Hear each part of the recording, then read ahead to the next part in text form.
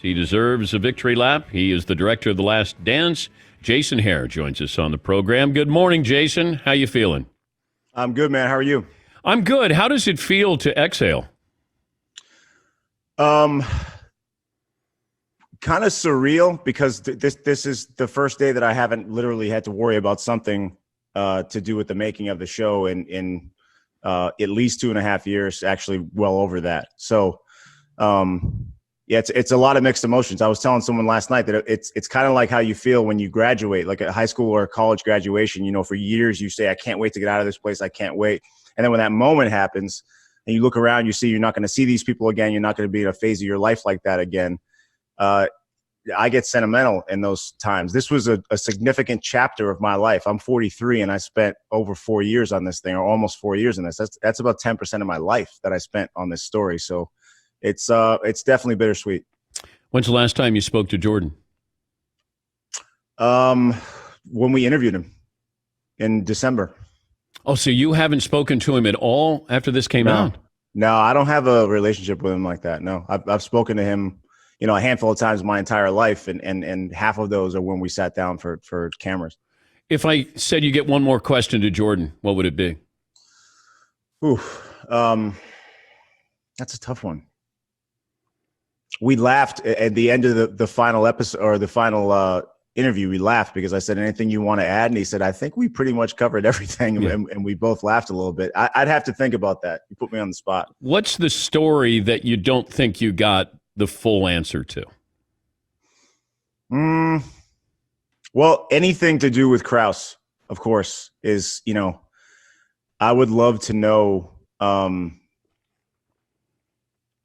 if he regretted that. That would be one of my main questions is, do you regret saying to Phil Jackson, you can go 82-0 and you're not coming back to coach this team? Because that was what made everything untenable, I believe. If he doesn't say that, if he doesn't draw a line in the sand like that, then Jerry Reinsdorf offers him another year and he can still maybe make that happen. And if Phil makes it happen, then the rest of the team's going to make it happen. And you can argue about what would have happened in that season to come. But that's one that's always going to be kind of a blind spot for us because we just don't have Jerry Krause's opinion on this.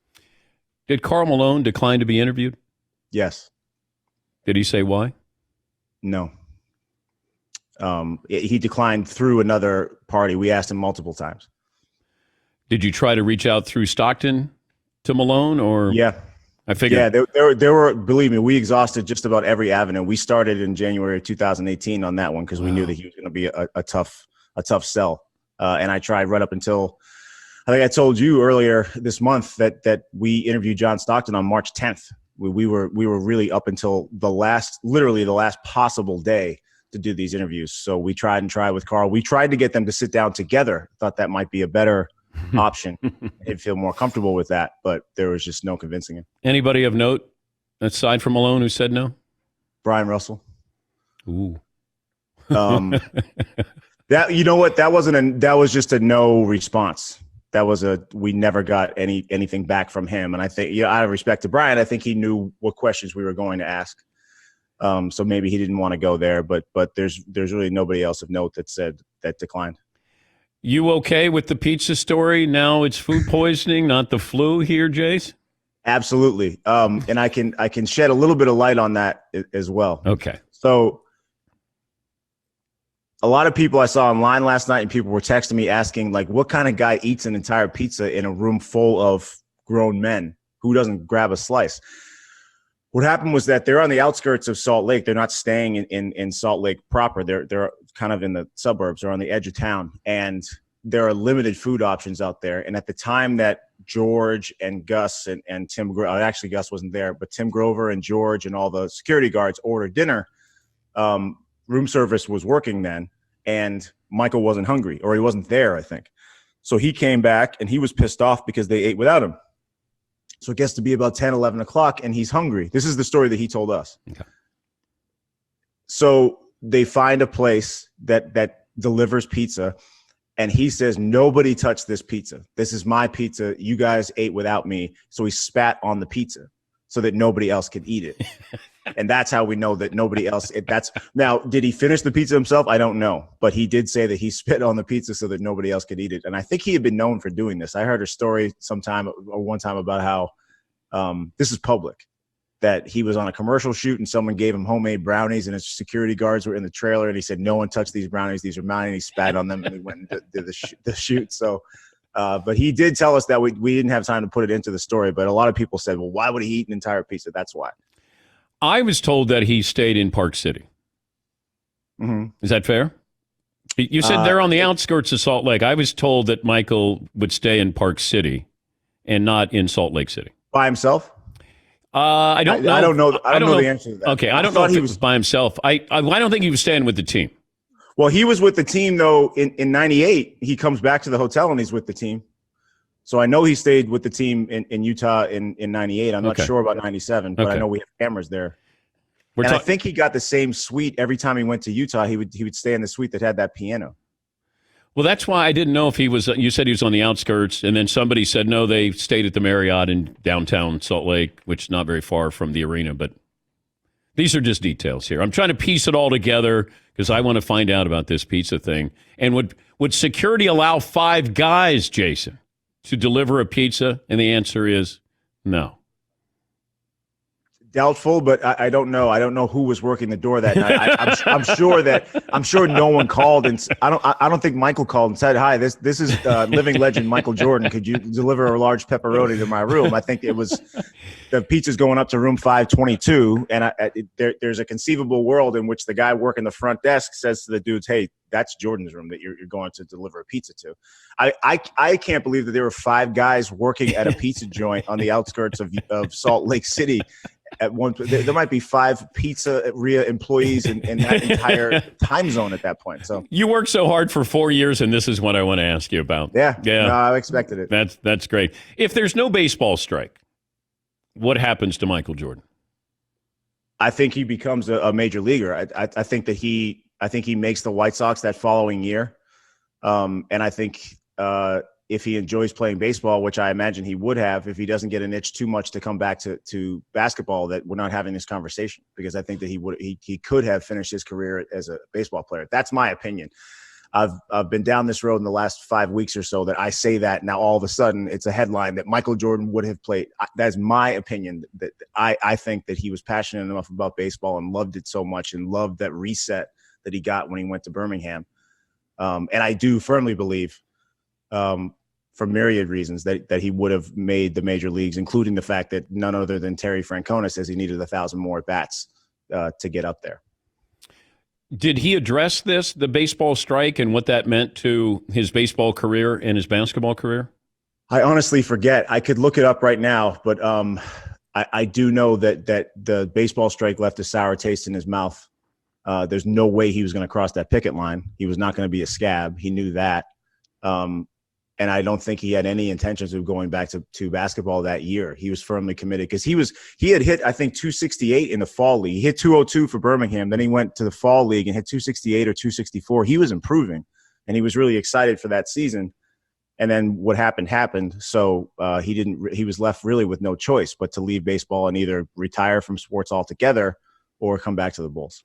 I mentioned this last hour, and it caught some people off guard. I said there was part of me that felt sorry for Michael Jordan.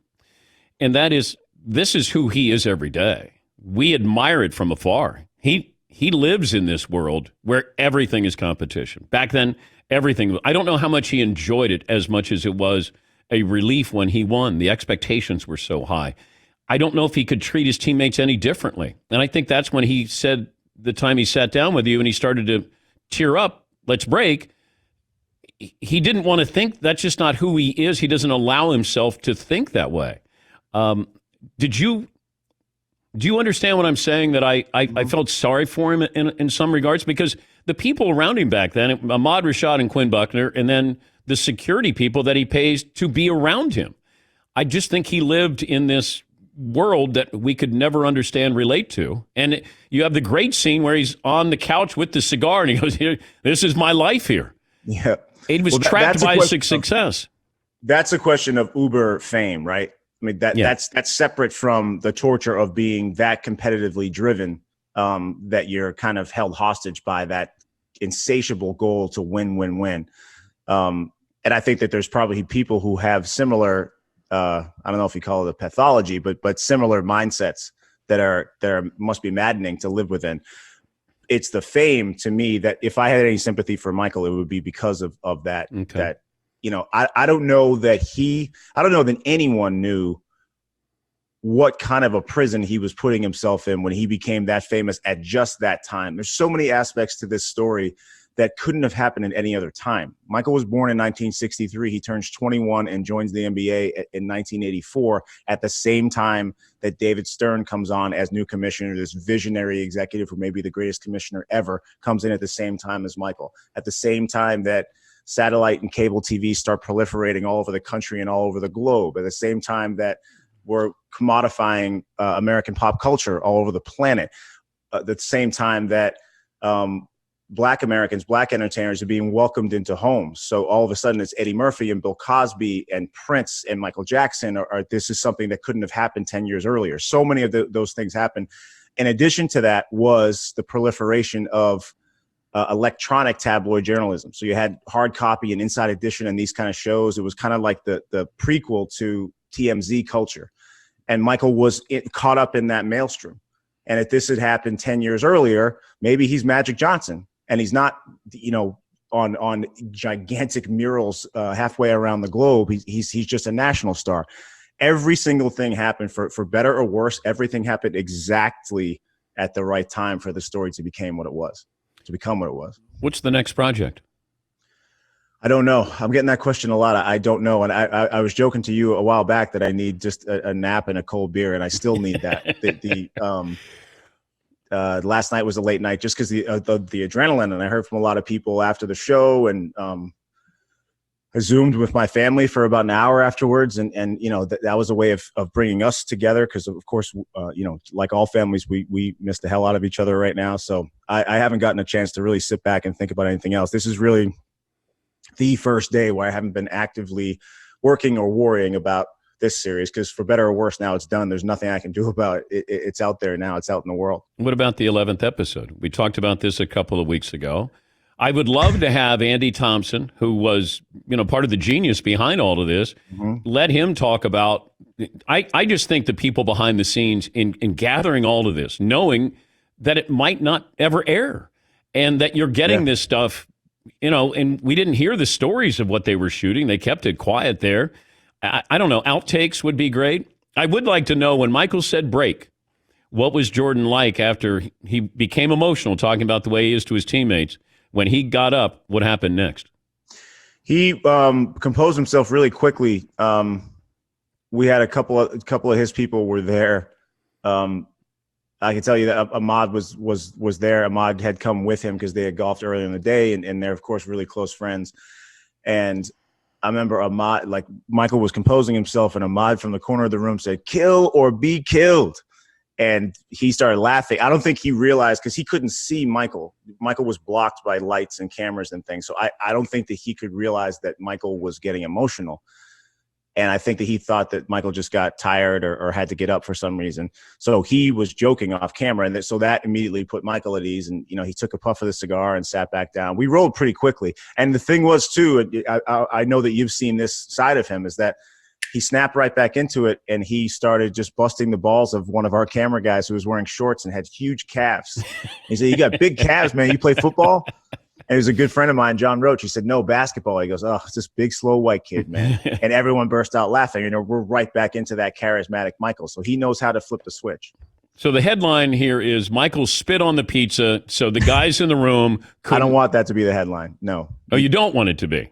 Well, you got no control over that. The fact is that the headline, this is your newspaper, so you can do what you want with it. Oh, God. Hey, it was fun. I hope you are able to sit back and enjoy it. Sometimes you get so close to it that it sort of takes over your life. But it was for sure. It was a story well told there, and you should really feel good about yourself there, Jace. Thank you, man. I appreciate it. Thank you for your time. Go have that beer and get that nap. Have the nap and then the beer. Or have the beer, then the nap, Jace. We'll wait till about noon, and then I'll make a decision. All right.